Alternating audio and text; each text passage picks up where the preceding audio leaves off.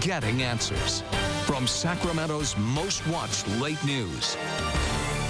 This is the CBS 13 News at 10. How many years have people been getting wrongfully taxed? That started in 2005, 2006. Tonight, a Call Kurtis investigation. Top officials with Sac Metro Fire wrongly took $3 million from local taxpayers, and now they say they have no intention to return nearly half of the money that they never should have collected in the first place.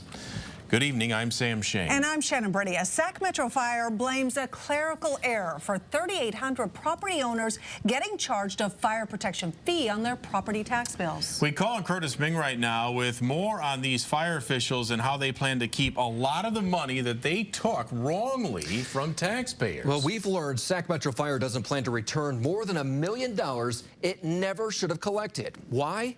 They claim legally they can't. But is that true? Andy Payne just got a check from Sac Metro Fire for 4 years worth of fire protection fees she never should have been charged. A $400 check in your mailbox is awesome. She and thousands of her neighbors got this letter late last year where Metro Fire apologizes, telling people they could collect up to $400 for 4 years of fees. But what this letter doesn't mention, the agency's clerical error that caused people to wrongfully get taxed happened way back in 2005. You're ignoring the fact that there's 4 years that you still took money from us. We've learned since 2005, Sac Metro Fire erroneously collected more than $3 million in Slough House fire protection fees, tied to 3,841 properties in this area of Rancho Cordova, out of its district.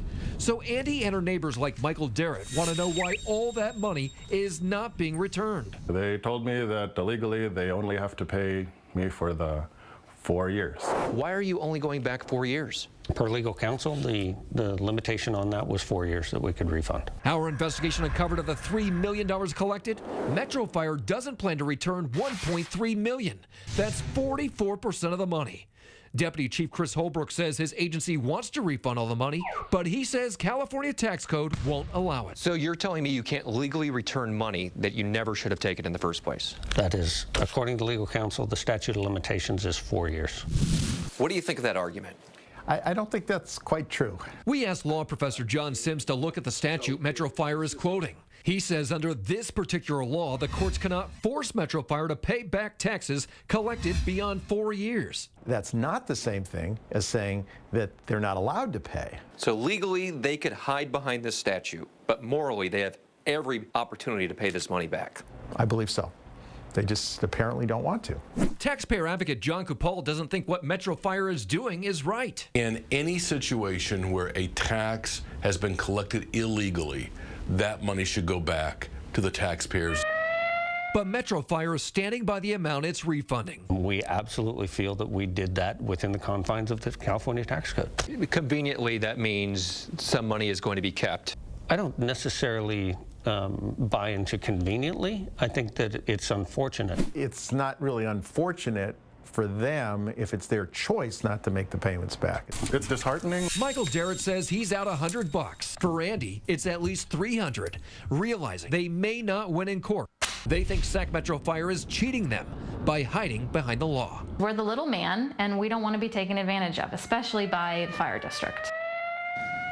This mistake was caught last year during an audit. We're told the person who made that mistake has since retired. So far, Metro Fire says around 1,400 people have applied for refunds, and those impacted do have to apply. Now, we've got the form on our website. You could also give them a call.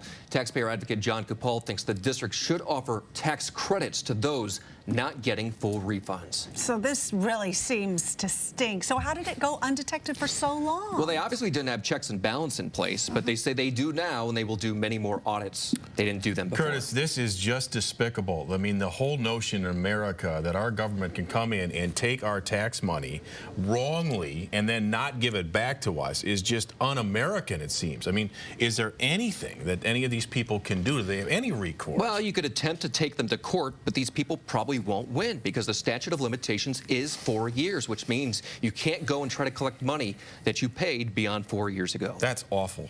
It's just awful. Great piece. Thank you. Good. All right, good work. if there's something you want us to investigate, let us know about it. You call our hotline Monday through Friday, 916-374-1343, or you could always go to our website. That is cbssacramento.com. Click on Call Kurtis and fill out our